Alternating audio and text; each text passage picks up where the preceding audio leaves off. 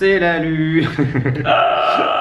Donc aujourd'hui on va vous parler du communisme. Et Serge Nico, by the way.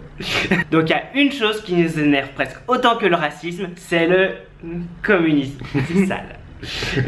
Bon déjà pourquoi est-ce qu'on en parle encore du communisme en France au 21e siècle, putain? Ouais, je pense que le temps de parole sur le communisme dans le monde, 60% c'est en France. Bon, on en parle encore parce qu'à chaque fois, à l'aube des scrutins, on a des petits relents de communisme qui reviennent, qui rejaillissent, et puis après, ils repartent au placard. Mais bon, pendant ce temps-là, on s'aime à rêver à la révolution. Mais oui, on est tous tellement opprimés. Donc aujourd'hui, on va vous faire les problèmes du communisme, de l'anticapitalisme et des décroissants. Pourquoi est-ce qu'on ne doit plus en entendre parler? Parce que ça n'a jamais marché.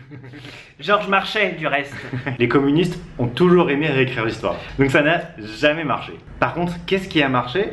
Qui a créé des classes moyennes? Qui a sorti des centaines de millions de personnes de la pauvreté? Le libéralisme et le capitalisme. Ouais, ça par contre c'est un fait. Même si aujourd'hui effectivement il y a des choses à revoir et des choses qui marchent plus vraiment. Mais historiquement, celui qui a enrichi les gens, qui a sorti des gens de l'oppression et les a mis dans la classe moyenne, c'est le capitalisme. Bon, on est bien placé, on est en Chine ici. Et donc en Chine, sous le communisme, sous Mao, c'était Horrible. horrible. C'était les purges, c'était la famine. Mais Deng Xiaoping et ses réformes capitalistes et d'ouverture de marché ont sorti la plus grande part de la population de la pauvreté. Et allez montrer aux Chinois le programme de Mélenchon. On l'a fait, hein. On l'a fait plusieurs fois, des Chinois différents. Et... oh, le résultat est toujours à mourir de rire. Hein. 2, c'est omettre les morts que le communisme a créés. Alors ça vraiment les communistes ils veulent toujours l'oublier et dire ah mais non mais c'était pas nous. Hein. Ah non mais le communisme il a jamais été vraiment appliqué. Ouais, bah, les suprémacistes blancs aussi, hein. Ils veulent pas reconnaître les morts de la Seconde Guerre mondiale. Hein. Et au final les communistes ont fait beaucoup plus de morts que les nazis. Beaucoup plus. Parce que omettre tous ces morts, c'est un vrai manque de respect pour toutes les victimes. Ah bah c'est du négationnisme. Hein.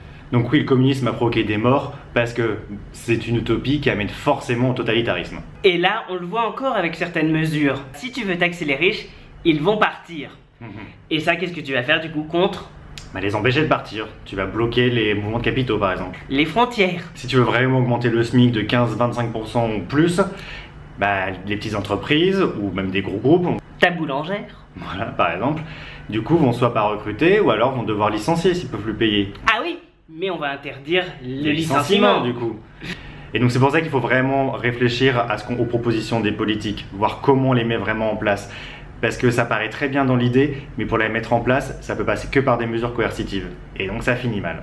Parce que tout système est basé avant tout sur l'humain. Alors que le communisme est basé sur le fait que tout le monde serait pareil, que tout le monde aurait la même chose.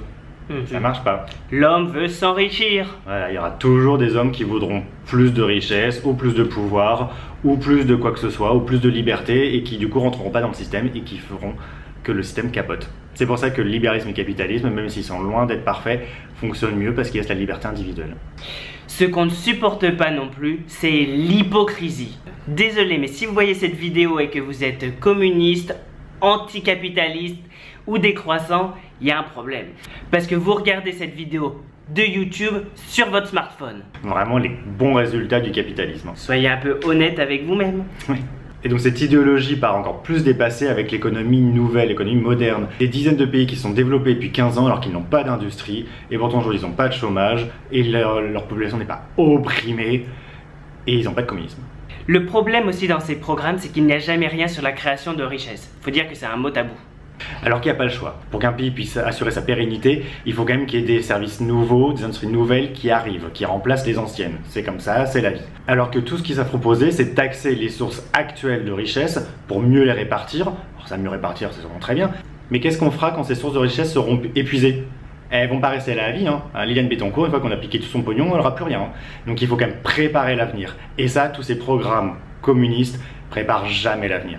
Parce que quel est le projet d'avenir pour notre pays? Désolé, mais moi je voudrais qu'en France on ait un nouvel Apple, qu'on ait un nouveau Zara, qu'on ait un nouveau Tesla. Et ça n'est pas permis avec le communisme. Et c'est pas en promettant un SMIC surévalué et une surtaxation des richesses que vous allez attirer les bonnes personnes et les bons projets. Donc voilà, cette vidéo va pas plaire à tout le monde, mais vous savez qu'on n'aime pas l'hypocrisie de notre part, mais non plus des autres, et donc il était important de faire un point. En tout cas, on vous fait des bisous bisous. Donc aujourd'hui, on va vous faire les problèmes du communisme, du capitalisme. Non. Donc aujourd'hui, on va vous faire les problèmes du communisme, de l'anticatisme. Ah. C'est même pas le dire tellement ça t'écorche. Putain. Ah.